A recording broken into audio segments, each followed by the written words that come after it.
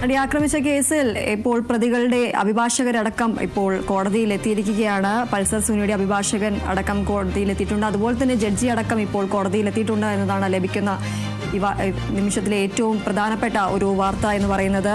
Pulsar സുനിയുടെ അഭിഭാഷകൻ അടക്കം ഇപ്പോൾ കോടതിയിൽ എത്തിയിരിക്കുകയാണ്.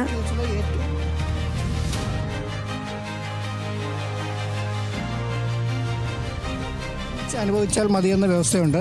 അതുകൊണ്ട് തന്നെ ഈ കേസിൽ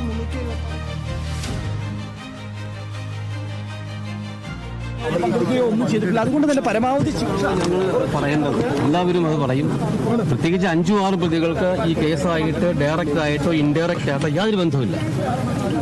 അത് ഞാൻ തന്നെ പറയുന്നില്ല. അതിന് ഹൈക്കോടതിയിൽ ഞങ്ങൾ ഒരു ടീം ഓഫ് അഡ്വക്കേറ്റാണ് 5-6 പ്രതികൾക്ക് വേണ്ടി. ഇദ്ദേഹം ശ്രീനാഥ് ഉൾപ്പെടെ ഒരു ടീം ഓഫ് അഡ്വക്കേറ്റ് അവർക്ക് നമ്മൾ പോകുന്നുണ്ട്.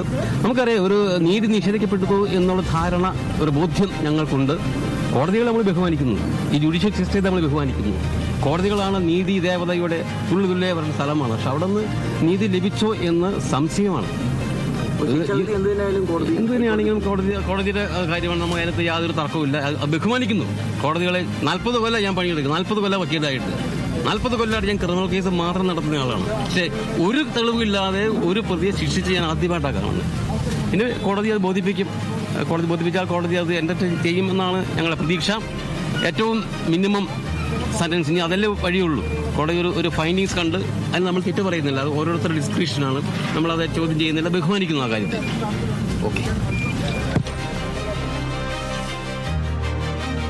വിവരങ്ങളുമായി വിനയ രാജ് ചേരുന്നു. വിനയ, 8 വർഷത്തിന് ശേഷം ഇപ്പോൾ നടിയെ ആക്രമിച്ച കേസിൽ വിധി വരാൻ ഇനി മണിക്കൂറുകൾ മാത്രമാണ് ബാക്കിയുള്ളത്. ഈ ഒരു കേരളം മുഴുവൻ കാതോത്തിരിക്കുന്ന ഒരു വിധിയാണ് അല്പ മണിക്കൂറുകൾക്കുള്ളിൽ തന്നെ പ്രസ്താവിക്കുന്നത്. അതുപോലെ തന്നെ ഇപ്പോൾ അഭിഭാഷകരുടെ പ്രതികളിൽ നിന്ന് വ്യക്തമാകുന്നത് 5 മുതൽ 6 വരെയുള്ള 5-6 പ്രതികളടക്കം നിരപരാധികളാണ് എന്ന തരത്തിലുള്ള പ്രതികരണമാണ് അദ്ദേഹം നൽകുന്നത്. ഈ ഒരു ഇവർക്ക് നീതി ലഭിച്ചില്ല എന്നടക്കമുള്ള കാര്യങ്ങളാണ് പറയുന്നത്. കൂടുതൽ വിവരങ്ങൾ എന്തൊക്കെയാണ്? എന്തായാലും 11 മണിയോടുകൂടി തന്നെ കോടതി നടപടികൾ ആരംഭിക്കുമെന്നാണ് മനസ്സിലാക്കുന്നത്.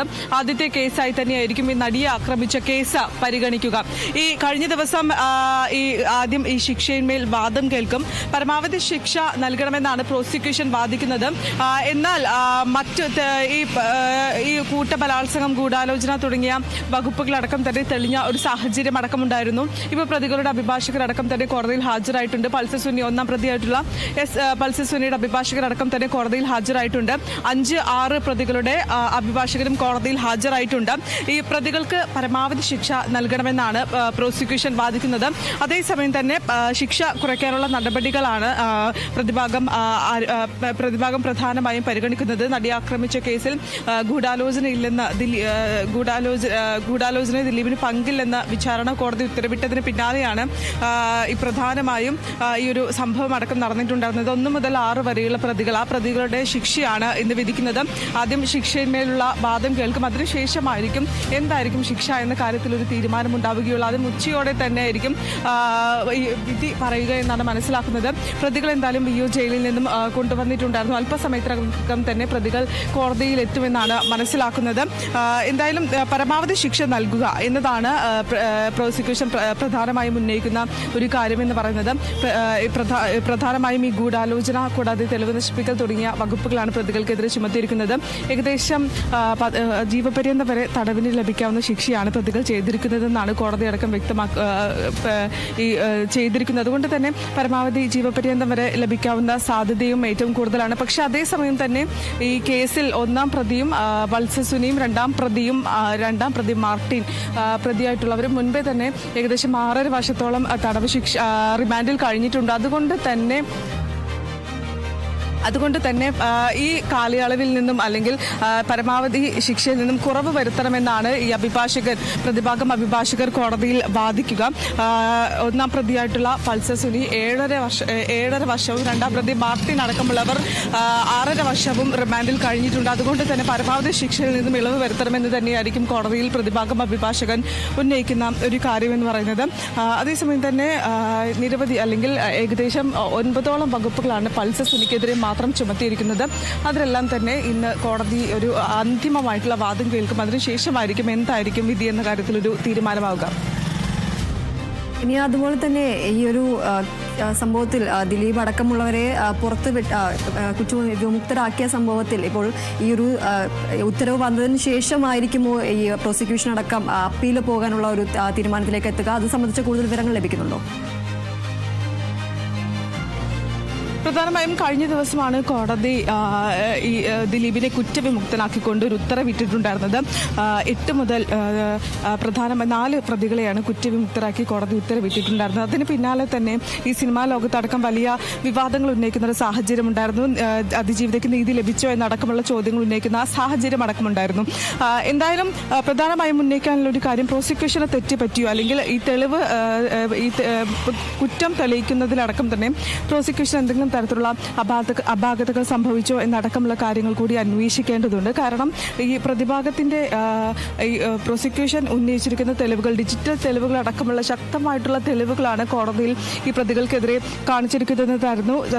സമർപ്പിച്ചിരിക്കുന്നതെന്നായിരുന്നു പ്രധാനമായും ഈ പ്രോസിക്യൂഷൻ അടക്കം ഉന്നയിച്ച ഒരു കാര്യമെന്ന് പറയുന്നത്. അത്രത്തോളം ശക്തമായിട്ടുള്ള തെളിവുകളാണ് ഈ പ്രോസിക്യൂഷൻ പ്രതികൾക്കെതിരെ കോടതിയിൽ സമർപ്പിച്ചിട്ടുണ്ടായിരുന്നത്.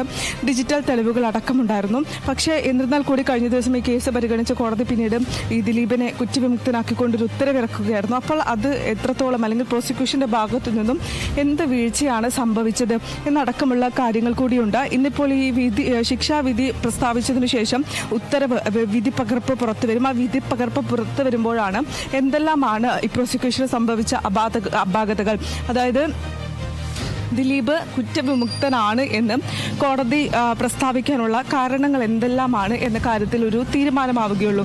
അത്രത്തോളം അല്ലെങ്കിൽ എന്തെല്ലാം വീഴ്ചകളാണ് സംഭവിച്ചതെന്നടക്കമുള്ള കാര്യങ്ങൾ പുറത്തു വരണമെങ്കിൽ ഈ വിധി പകർപ്പ് പുറത്തു വരണം. അതിനുശേഷമായിരിക്കും എന്തെല്ലാമാണ് വീഴ്ച സംഭവിച്ചിട്ടുണ്ടായിരുന്നത്, പ്രോസിക്യൂഷന്റെ ഭാഗത്തു നിന്നും എന്തെല്ലാം കുറ്റങ്ങൾ തെളിയിക്കാൻ സാധിച്ചിട്ടുണ്ടായിരുന്നില്ല, ദിലീപാണ് കുറ്റക്കാരൻ എന്ന് പറഞ്ഞപ്പോഴും എന്തുകൊണ്ട് അത് തെളിയിക്കാൻ സാധിച്ചില്ല എന്നടക്കമുള്ള കാര്യങ്ങളിൽ ഒരു കൃത്യമായിട്ടുള്ള ഉത്തരം ലഭിക്കുകയുള്ളൂ. അതേസമയം തന്നെ ഈ പ്രധാനമായും മറ്റ് പ്രതികൾ, ഈ പൾസർ സുനി ഉൾപ്പെടെയുള്ള ബാക്കിയുള്ള പ്രതികൾ 6 പ്രതികൾക്കെതിരെ ഗൂഢാലോചന, തെളിവ് നശിപ്പിക്കൽ തുടങ്ങിയ കുറ്റങ്ങളാണ് ചുമത്തിയതെങ്കിലും ഓരോ പ്രതികളും ചെയ്ത തെറ്റെന്താണ് അല്ലെങ്കിൽ കുറ്റം എന്താണെന്ന് കൃത്യമായി ഓരോ അഭിഭാഷകർക്കും പറയാനുള്ള അവസരം കോടതി നൽകും. അതുകൊണ്ട് തന്നെ ഓരോ കുറ്റവാളികളും ചെയ്ത കുറ്റത്തിനനുസരിച്ച് അവർക്ക് ശിക്ഷ നൽകണമെന്നാണ് ഈ പ്രതിഭാഗം വക്കീലുകൾ അല്ലെങ്കിൽ പ്രതിഭാഗം അഭിഭാഷകർ ഉന്നയിക്കുന്ന പ്രധാനപ്പെട്ട കാര്യമെന്ന് പറയുന്നത്. ഇന്നിപ്പോൾ ഈ കോടതി ചേരുമ്പോൾ ആദ്യത്തെ കേസായി തന്നെ ഇത് പരിഗണിക്കും. അപ്പോൾ ഈ 6 പ്രതികളാണ് ഇതിൽ പ്രധാനമായും ശിക്ഷയ്ക്ക് വിധിച്ച് 6 പ്രതികൾ കുറ്റക്കാരാണെന്നാണ് കഴിഞ്ഞ ദിവസം കണ്ടെത്തിയിരിക്കുന്നത്. അതുകൊണ്ട് തന്നെ ഓരോ പ്രതികളും എന്തെല്ലാം കുറ്റമാണ് ചെയ്തത് ആ കുറ്റത്തിനനുസരിച്ചിട്ടുള്ള ശിക്ഷ നൽകണമെന്നാണ് പ്രതിഭാഗം അഭിഭാഷകരടക്കം തന്നെ ഉന്നയിക്കുന്ന പ്രധാനപ്പെട്ട കാര്യമെന്ന് പറയുന്നത്.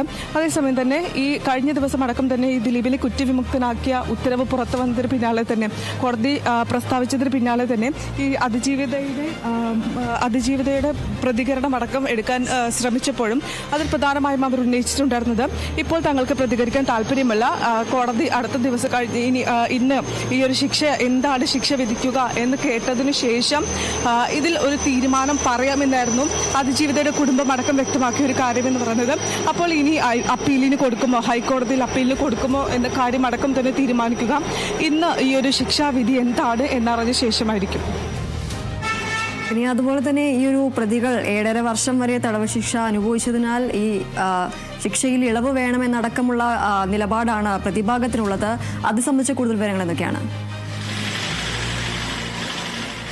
ഒന്നാം പ്രതിയായിട്ടുള്ള പൾസർ സുനിയും 2ാം പ്രതിയായിട്ടുള്ള മാർട്ടിൻ ആണെങ്കിലും നേരത്തെ തന്നെ റിമാൻഡിൽ കഴിഞ്ഞതാണ്. പൾസർ സുനി ഏകദേശം 7.5 വർഷത്തോളമാണ് റിമാൻഡിൽ കഴിഞ്ഞിട്ടുണ്ടായിരുന്നത്. മാർട്ടിൻ ആണെങ്കിൽ 6.5 വർഷവുമാണ് കഴിഞ്ഞിട്ടുണ്ടായിരുന്നത്. അതുകൊണ്ട് തന്നെ പരമാവധി ശിക്ഷയായിട്ടുള്ള ജീവപര്യന്തമോ അല്ലെങ്കിൽ 20 വർഷമോ തടവ് ലഭിക്കാവുന്ന കുറ്റങ്ങളാണ് ഈ പ്രതികൾക്കെതിരെ ചുമത്തിയിരിക്കുന്നത്. അത് തെളിയുകയാണെങ്കിൽ പരമാവധി ശിക്ഷയിൽ നിന്നും ഇളവ് വരുത്തണം. അല്ലെങ്കിൽ അതായത് ഈ ഏകദേശം 6.5 വർഷത്തോളം ജയിലിൽ കഴിഞ്ഞിട്ടുണ്ട്, റിമാൻഡിൽ കഴിഞ്ഞിട്ടുണ്ട്. അതുകൊണ്ട് തന്നെ പരമാവധി ശിക്ഷയിൽ നിന്നും ഇളവ് വരുത്തണമെന്ന് തന്നെയായിരിക്കും ഈ പ്രതിഭാഗം ഉന്നയിക്കുന്ന പ്രധാനപ്പെട്ട കാര്യമെന്ന് പറയുന്നത്. ഈ പ്രോസിക്യൂഷൻ ആണെങ്കിൽ പരമാവധി ശിക്ഷ നൽകുക, അതായത് ഈ ഗൂഢാലോചനയാണെങ്കിലും തെളിവ് നശിപ്പിക്കലാണെങ്കിലും വലിയ കുറ്റങ്ങളാണ് പ്രതികൾക്കെതിരെ തെളിഞ്ഞിരിക്കുന്നത്. അതുകൊണ്ട് തന്നെ പരമാവധി ശിക്ഷ ഏകദേശം 20 വർഷമാണെങ്കിൽ 20 വർഷത്തോളം ശിക്ഷ നൽകണമെന്നൊരു കാര്യം തന്നെയായിരിക്കും പ്രോസിക്യൂഷൻ ഉന്നയിക്കുന്ന പ്രധാനപ്പെട്ട കാര്യമെന്ന് പറയുന്നത്. പ്രോസിക്യൂഷൻ ഉന്നയിക്കുന്ന പ്രധാനപ്പെട്ട കാര്യം പ്രതിഭാഗമാണെങ്കിൽ പരമാവധി ശിക്ഷയിൽ നിന്നും ഇളവ് ഇളവ് വരുത്തണമെന്നൊരു വാദം തന്നെയായിരിക്കും പ്രധാനമായും കോടതിയിൽ ഉന്നയിക്കുക. ഇനി ഈ വാദം കേട്ടതിന് ശേഷം എന്തായിരിക്കും കോടതി പറയുക എന്നതാണ് ഏറ്റവും പ്രധാനപ്പെട്ട കാര്യം. കാരണം ഈ എല്ലാ അഭിഭാഷകർക്കും 6 പ്രതികളുണ്ട്. 6 പ്രതികളുടെയും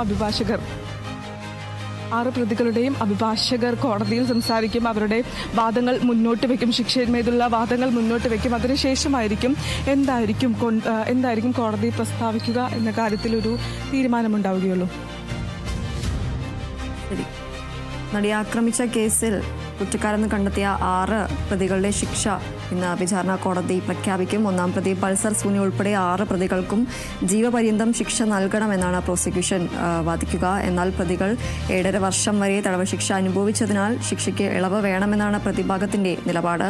ശിക്ഷാവിധി ഇന്ന് തന്നെ പ്രഖ്യാപിക്കും എന്നതാണ് ലഭിക്കുന്ന സൂചന. അതേസമയം ഈ ഒരു സംഭവത്തിൽ 5 മുതൽ 6 പ്രതികൾക്ക് കേസിൽ നേരിട്ട് ബന്ധമില്ല എന്നടക്കമുള്ള കാര്യങ്ങളാണ് പ്രതിഭാഗത്തിന്റെ അഭിഭാഷകനടക്കം നേരത്തെ പറഞ്ഞത്. ഇവർക്ക് നീതി നിഷേധിക്കപ്പെട്ടു എന്ന അടക്കമുള്ള കാര്യങ്ങളാണ് പറയുന്നത്. ഒരു തെളിവും ഇല്ലാതെയാണ് ശിക്ഷിച്ചിരിക്കുന്നത് എന്നടക്കമുള്ള കാര്യങ്ങളാണ് നേരത്തെ അഭിഭാഷകരടക്കം മാധ്യമങ്ങളോട് പ്രതികരിച്ചപ്പോൾ പറഞ്ഞത്.